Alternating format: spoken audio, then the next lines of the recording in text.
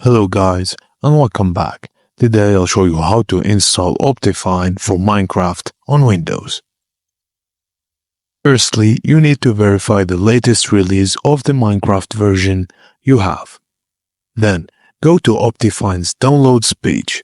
Look for the OptiFine version that matches your installed Minecraft version.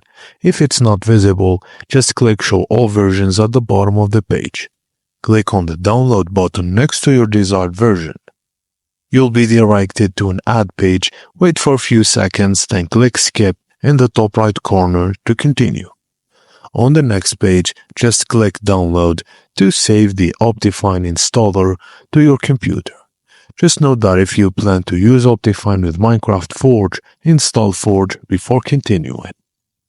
And when you're done, run the installer, install OptiFine, and start your journey. Thank you for watching, and please don't forget to like and subscribe for more.